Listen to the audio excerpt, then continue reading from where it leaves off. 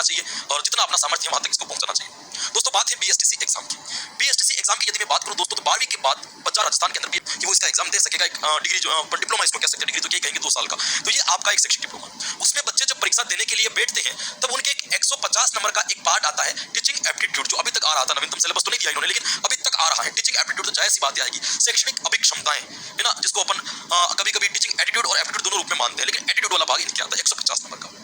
मेरा सवाल बस इतना सा है, क्या एक 12वीं क्लास में पढ़ने वाला बच्चा जो सामान्य एक सरकारी स्कूल में पढ़ करके आया है, क्या इस बच्चे का मानसिक विकास इतना हो चुका है कि वो टीचिंग एप्टीट्यूड जैसे प्रश्नों के सवालों का जवाब दे सके, जो ऐसे एग्जाम में पूछे जाते हैं जो ग्रेजुएशन या पोस्ट ग्रेजुएशन लेवल से भी ऊपर हो। बड़े एग्जाम, स्लेट जैसे एग्जाम में जिस प्रकार की भाषा, जिस प्रकार के प्रश्न आते हैं, वैसे प्रश्न एक 12वीं पास बच्चे को पूछे जा रहे हैं। ये तो अपन मान लेते हैं, चलो अपन मान लेते हैं कि शिक्षक भर्ती का प्री एग्जाम है तो शिक्षक भर्ती से संबंधित प्रश्न पूछे जा सकते हैं, लेकिन राजस्थान में ऐसे कई एग्जाम और भी होते हैं, जैसे ग्राम सेवक का एग्जाम होता है तो उसके सचिव से संबंधित कोई कार्य के प्रश्न नहीं पूछे जाते। पटवारी का एग्जाम होते हैं तो क्या पटवारी के एग्जाम के प्रश्न उनको पूछ जाते हैं। कांस्टेबल के एग्जाम के होते तो क्या उनसे कोई ऐसी व्यवहारिक प्रश्न कभी किए जाते थे क्या, पॉलिटिकल के प्रश्न पूछ लेंगे, व्यवहारिक प्रश्न कभी नहीं किए जाते। तो मैं ये मान रहा हूं कि जब किसी से प्री एग्जाम में व्यवहारिक प्रश्न नहीं पूछे जा रहे हैं उनके प्रोफेशन को लेकर के, तो फिर बीएसटीसी वाले जो 12वीं क्लास के बच्चे आते हैं वो बेचारे ग्रामीण परिवेश से आते हैं, वो 150 नंबर के जो टीचिंग एप्टीट्यूड वाला भाग है उसका प्रश्नों का उत्तर कैसे दे देगा। चलो मैं मान लूं कि वो टीचिंग एप्टीट्यूड पढ़ लेगा, दे भी देगा, सरल प्रश्न भी आते होंगे, मैं ये नहीं कह रहा हूं कि सरल प्रश्न नहीं आते, मैं ये भी नहीं कह रहा हूं कि इसको मत पढ़ो, लेकिन कम से कम इसकी भाषा का लेवल तो ऐसा कर दो ना जो एक ग्रामीण परिवेश से आने वाला बच्चा इसको आसानी से क्या कर सके दोस्तों, समझ सके या इसको पढ़ सके। अब क्योंकि बीएसटीसी एक ऐसा एग्जाम है जो बहुत छोटे स्तर का, निम्न स्तर का अपन मानते हैं। आरएस के अंदर कोई गड़बड़ी हो तो उसकी आवाज उठाने के लिए सैकड़ों शिक्षक मिल जाएंगे। सेकंड ग्रेड, फर्स्ट ग्रेड के अंदर यदि कोई ऐसी दिक्कत आ जाती है शिक्षक भर्ती में तो सैकड़ों लोग इनकी आवाज उठा लेते हैं। पटवारियों के अंदर उठा लेंगे, ग्राम सेवक जैसी भर्तियों, कांस्टेबल जैसी भर्तियों में आवाज उठा लेते हैं, लेकिन इनकी कोई बात ही नहीं करता क्योंकि इनका कोई एसोसिएशन ही नहीं है, इनका कोई ग्रुप ही नहीं है। 12वीं पास करते तो एग्जाम आ जाता है 1 महीने बाद, एक तो बेचारे को तैयारी का टाइम मिल रहा है 2 महीना 3 महीना मुश्किल से, और उसमें भी हम ऐसे प्रश्न पूछ रहे हैं जो बच्चे के परे हैं दोस्तों, बहुत परे हैं। बहुत परे का मतलब ये होता है कि जैसे देखिएगा एक प्रश्न मैं बताता हूं, आपके कई एसटीसी में आया हुआ एक प्रश्न है आजीविकागत कौशलों को निरंतर अद्यतन बनाए रखने के लिए और आजीविकागत वृद्धि को अग्रगामी रूप देने के लिए किसे तृतीय स्तंभ माना। मैं दावे के साथ कह रहा हूं कि कोई शिक्षक भर्ती की तैयारी करने वाला बच्चा भी इस प्रश्न को नहीं समझ पा रहा है कि इन्होंने क्या पूछा। जी 12वीं क्लास का बच्चा कैसे समझ लेगा इस प्रश्न की भाषा को। भाई मैं ये नहीं कह रहा हूं कि सभी प्रश्नों की भाषाएं टपा रही है, लेकिन बच्चे का स्तर इतना नहीं है, इतना विवेक नहीं है कि वो इतना सोच पाए। भाई सरकार को 2 रूप में सोचना चाहिए ना, या तो इस प्रश्नों की भाषाओं को वो सरल करें, और प्रश्न की भाषाएं यदि वो सरल नहीं कर पा रहे हैं तो टीचिंग एप्टीट्यूड का जो वेटेज है वो कम करें, जीके का वेटेज बढ़ा दें, उनको टीचिंग का 50 नंबर का कर दें एप्टीट्यूड, और 100 नंबर जो है जीके के अंदर ऐड कर दें। 150 नंबर का टीचिंग एप्टीट्यूड कैसे। अब ये लास्ट 2-3 साल से मैं देख रहा हूं कि हर साल बीएसटीसी की मेरिट इतनी हाई जा रही है। हाई जाने के पीछे रीजन क्या है, जो शहरी क्षेत्र के आसपास के बच्चे होते हैं वो कोचिंग कर लेते हैं, उनको हम जैसे टीचर मिल जाते हैं, उनको टीचिंग एप्टीट्यूड अच्छा बढ़ा देते हैं, वो लेवल पे चले जाते हैं। ग्रामीण परिवेश में रहने वाले बच्चे जो कोचिंग तक पहुंच नहीं पाते, मार्केट से गाइड उठा करके वो तैयारी करते हैं, गाइड की भाषा इतनी टफ होती है उनको एप्टीट्यूड समझ में नहीं आता है, वो क्या लिख देंगे, बच्चे आ ही नहीं रहे वहां से। तो लिमिटेड एक क्यों समझते हो ना कि एक भाग के बच्चों का सिलेक्शन हो रहा है, सारे बच्चे इन्वॉल्व नहीं हो रहे दोस्तों। बीएसटीसी उस परिवार के लिए सबसे लाभदायक होती है जिनकी आर्थिक स्थिति बहुत कमजोर होती है। वो बच्चे क्या कर लेते हैं कि बच्चों को एसटीसी करवा के 2 साल 3 साल बाद एक रोजगार की एक शिक्षक बनने की आशा रख देते हैं, तो कहीं ना कहीं उनकी आशाओं के ऊपर रह रहे बच्चे 2 साल तैयारी कर रहे हैं, एसटीसी में सिलेक्शन हो रहा है, इसके ऊपर आवाज क्यों नहीं उठाई जा रही है भाई एप्टीट्यूड क्यों नहीं। अगर आपको एप्टीट्यूड रखना है, अगर ये अभिक्षमता वाले प्रश्न रखने तो रीड में रखो, सेकंड ग्रेड में रख लो, फर्स्ट ग्रेड में रख लो, उनसे पूछो ना कि आप क्या करोगे। टीचर तो वो बन रहे, ये तो बेचारे अभी तक ट्रेनिंग में आना चाह रहे हैं, तो इनके लिए जनरल नॉलेज होना चाहिए, क्रिएट होना चाहिए। अच्छा ऐसा प्रश्न भी हो तो कोई सिंपल प्रश्न हो, उस बच्चे के अंदर विवेक सोचने की इतनी क्षमता नहीं होती है। जैसे एक प्रश्न सिंपल प्रश्न भी आते हैं, मैं इस चीज का विरोध नहीं कर रहा हूं कि सिंपल प्रश्न नहीं आते, सिंपल प्रश्न भी आते हैं। ये सिंपल प्रश्न है, सरकारी विद्यालयों के परीक्षा परिणाम निजी यानी कि गैर सरकारी विद्यालयों की तुलना में पिछड़े हुए हैं, इसका कारण क्या है, सिंपल सा प्रश्न है। लेकिन मुझे एक बताओ, क्या सरकार ने ग्रामीण परिवेश की स्कूल है या अपनी गवर्नमेंट स्कूल है उनकी व्यवस्था इतनी अच्छी कर रखी है कि 12वीं क्लास का बच्चा इतना विवेक लेकर के आ जाएगा कि इसका अंतर कर देगा कि इस कारण से ये हो रहा है, जो खुद अभी स्कूल से निकला है,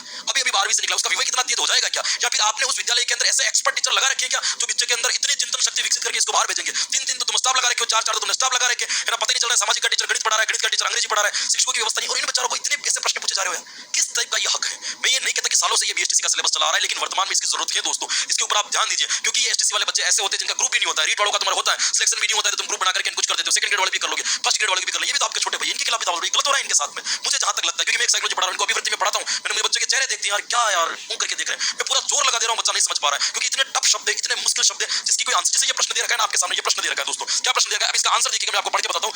अध्यापकों में व्यावसायिक प्रतिबद्धता का अभाव, ये इसका उत्तर है। बच्चों को प्रतिबद्धता समझ में नहीं आ रही है, वो कैसे आंसर दे देगा, क्या होता है प्रतिबद्धता, अब कैसे समझाएं इनको। दोस्तों मैं ये नहीं चाहता कि मेरी एक इस वीडियो की क्लिप से या इस छोटी सी क्लिप से कोई एसटीसी वालों का कोई बड़ा भला हो जाएगा, लेकिन मैं ये चाहता हूं कि मेरे पास आप लोग हो जो शिक्षक भर्ती की तैयारी करो, आप लोग इन बच्चों की आवाज उठाएं, और मैं ये चाहता हूं कि जो भी संस्था तैयारी करवाती है, जो भी संस्था इसका एग्जाम करवा रही है, उस संस्था को, सरकार को, सभी को इसके ऊपर एक बार चिंतन करना चाहिए। मैं ये भी मानता हूं कि पेपर बनाने वाले हो सकता है कि मेरे से अधिक बुद्धि रखते हो, मेरे से अधिक उनकी मानसिक योग्यता होगी, मेरे से अधिक उनकी विचार शक्ति होगी, लेकिन कहीं ना कहीं ये पीड़ा हमने जमीनी स्तर पर देखी है बीएसटीसी वालों के साथ, कहीं ना कहीं तो ये अन्याय हो रहा है दोस्तों। केवल टीचिंग एप्टीट्यूड वाले भाग के अंतर्गत ये आप देखिए 150 नंबर कम नहीं होते। मैं उस बच्चे की बात कर रहा हूं दोस्तों जो एक ऐसे पिछड़े हुए गांव से आता है जिसको पढ़ाने वाले केवल 2 या 3 तीन टीचर मिले थे। मैं उस बच्चे की बात कर रहा हूँ जो ऐसे परिवार से आता है जहाँ पे सबकी भाषा भी नहीं बोली जाती है। मैं ऐसे बच्चे की बात कर रहा हूँ जो ऐसे ग्रामीण परिवेश से आता है जहाँ पे हिंदी तक नहीं बोली जाती। मैं एक ऐसे बच्चे की बात कर रहा हूँ जो इस तरीके से पढ़ के आता है कि उसके पास कोचिंग करने के पैसे नहीं है। मैं एक ऐसे बच्चे की बात कर रहा हूँ जिसको ये भी नहीं पता कि OMR कैसे भरी जाती है। मैं एक ऐसे बच्चे की बात कर रहा हूँ जिसके पास में ये शब्द समझने की शक्ति नहीं है। वो बच्चा STC के अंदर कैसे क्वालिफाई करेगा?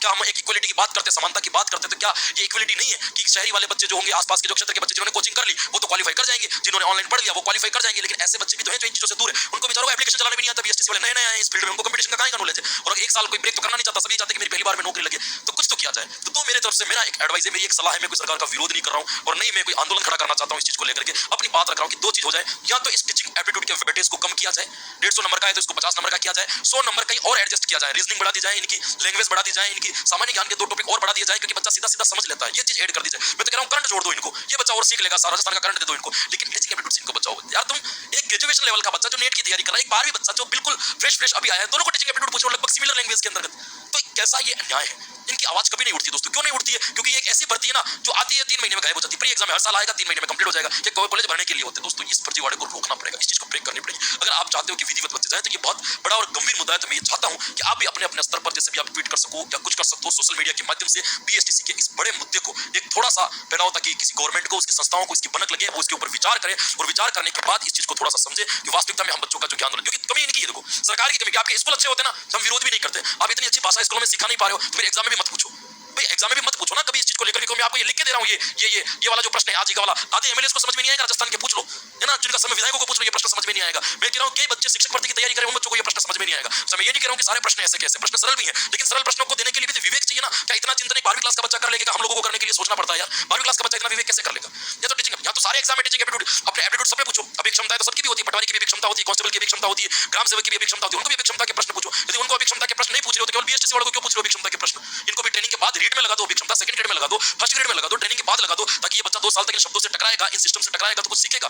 जो बच्चा अभी तक 12वीं पास करके आया है उनको आप पूछ रहे हैं यदि आप विद्यालय के एक टीचर होते तो इसकी जगह पर आप क्या करते? वो सही आंसर कैसे देगा? 12वीं पास बच्चा है, चलो यहाँ पे बीड करके उसको पूछ लो तुम टीचर बन जाओगे तो विद्यालय में क्या बदलाव कर दोगे? मुंह बंद कर देंगे वो। 12वीं वाला बच्चा बता देगा आपको कि आप टीचर बनोगे तो विद्यालय में क्या कर दोगे।